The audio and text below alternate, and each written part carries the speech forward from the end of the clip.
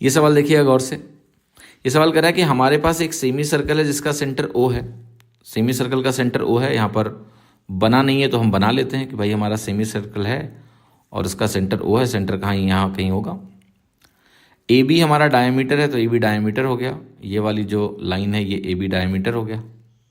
एक पॉइंट सी है हमारा, ये पॉइंट सी है, इस तरीके से कि ए सी हमारा 2 है, ए सी हमारा 2 है और सी डी हमारा ये जो है ये इसके परपेंडिकुलर है, राइट। ये जो सी डी है ये इसके परपेंडिकुलर है।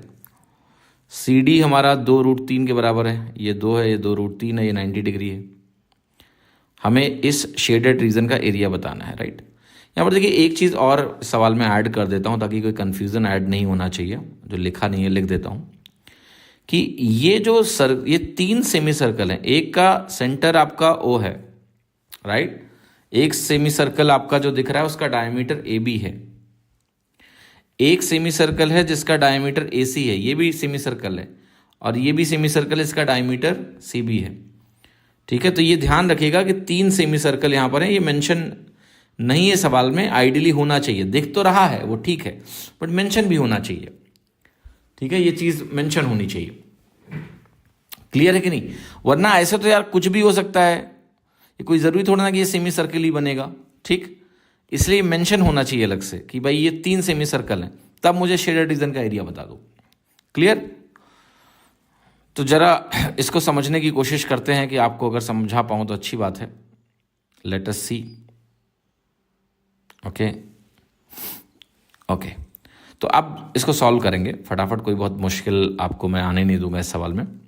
थोड़ा सा इसको जूम करूंगा सो दैट हमारे पास एनफ स्पेस हो इस चीज़ को समझाने का। Alright, so let me quickly give you the explanation. इस क्वेश्चन का एक्सप्लेनेशन मैं आपको अच्छे से देता हूँ, ठीक।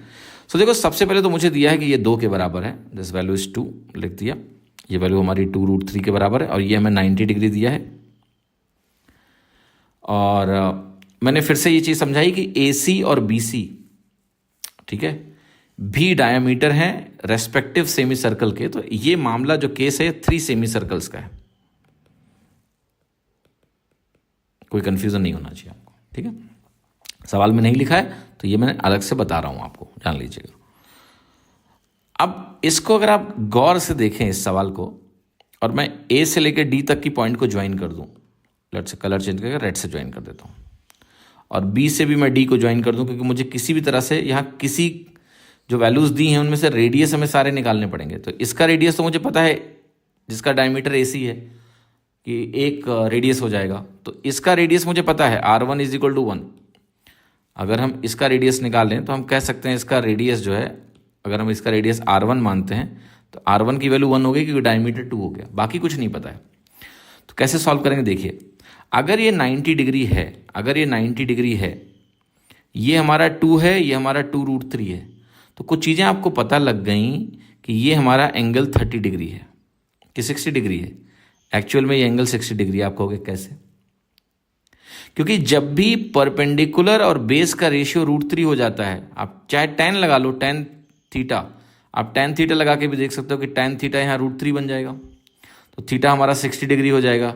या फिर आप ट्राइंगल लगा लो कि अगर 30 60 90 होता है मेरे पास, ये 30 हो, ये 60 हो, ये 90 हो, तो इसके अपोजिट अगर 2 है तो यहाँ 2√3 होगा। √3 रेशियो 1 का रेशियो बनता है। कोई भी तरीका लगा लो।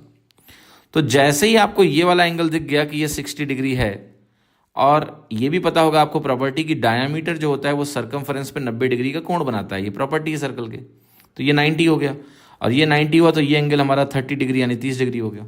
क्लियर? क्योंकि बड़ा वाला ट्राइंगल अगर देखेंगे तो ADC में अगर ये 90 डिग्री हो गया, ये भी 90 डिग्री हो गया, तो वो तो 30 हो गया। अब अगर ये 30 हुआ और 30 के अपोजिट हमारे पास जो भुजा है DC वो 2√3 है, तो ये एंगल 60 बनेगा, क्योंकि ये भी 90 है। तो ये वैल्यू इसका भी √3 गुना हो जाएगा, 2√3 × √3, ये 6 के बराबर हो गया। तो इसका रेडियस भी मुझे मिल गया, 3 के बराबर है। अगर डायमीटर 6 है तो रेडियस 3 है। और देखिए एक और चीज़ कि जो हमारी AB की लेंथ है वो कितनी हो गई, ये 8 हो गई। तो सबसे बड़ा जो सर्कल है, जिसका रेडियस मैं R बोलूँगा, जो बाहर वाला सेमी सर्कल है, उसका डायमीटर 8 हो गया। तो उसका जो रेडियस बनेगा वो तो 4 बनेगा, तो ये तो 4 हो गया, बना। अब मुझे क्या करना है इस सवाल में? इस सवाल में आपको करना ये है, सिंपली ध्यान से देखिएगा कि अब मुझे बस करना है कि भाई मुझे जो एरिया लिखना है वो बनेगा π/2 इंटू π/2 इंटू 4², ये बनेगा सबसे बड़े वाले सेमी सर्कल का एरिया। और इसमें से मैं माइनस करने जा रहा हूं इस वाले सेमी सर्कल का एरिया माइनस इस वाले सेमी सर्कल का एरिया, तो मुझे शेडेड रीजन का एरिया मिलेगा। सबसे बड़े में 2 छोटे वाले का सेमी सर्कल का एरिया माइनस कर दिया, तो ये बन गया π/2 इंटू 16 माइनस 9 माइनस 1, तो ये वैल्यू आपकी हो गई 3π। आंसर आपका आ गया 3π centimetre square which is equal to C. अब मैं एक चीज और आपको बताना चाहता हूं, अगर मैं इस सारे एक्सप्रेशन को, जो आपके सामने अभी डायग्राम बना हुआ है, जो आपने इस डायग्राम को देखा, इस डायग्राम में अगर एक बात आप समझना चाहो कि मेरे पास अगर इस तरह का डायग्राम कभी भी बना, तो एक चीज तो बहुत क्लियर है, और वो चीज ये क्लियर है कि इसका रेडियस अगर R1 होगा तो इसका डायमीटर 2R1 होगा, इसका रेडियस R2 होगा तो इसका डायमीटर 2R2 होगा।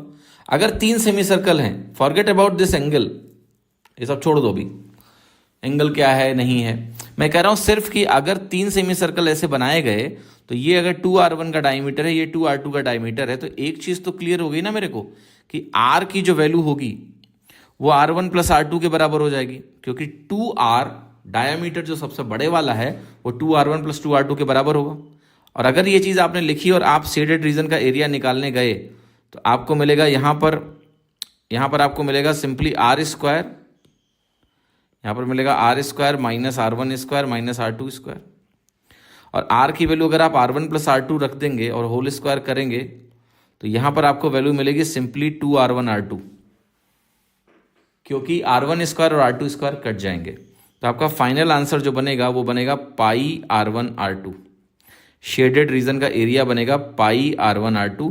ये आपको याद रखना है, ये बहुत ही इंपॉर्टेंट एक्सप्रेशन मैंने आपके सामने लिख के दिया कि अगर इस तरह के एक आप सेमी सर्कल बना लो, मैंने कहा एक सेमी सर्कल बना लो, और उस सेमी सर्कल पर उसके डायमीटर पर कहीं भी एक पॉइंट ले लो, कहीं भी, और उसके बाद इस दूरी को भी एक डायमीटर बना के सेमी सर्कल बना दो, इस दूरी को भी डायमीटर बना के एक सेमी सर्कल बना दो, और फिर ये वाला एरिया आपसे पूछा जाए शेडेड रीजन का एरिया, तो ये πR1R2 के बराबर होगा, जहां R1 इसका रेडियस है और R2 इसका रेडियस है। तो ये फॉर्मूला आप ध्यान रखिएगा, वेरी इंटरेस्टिंग फॉर्मूला।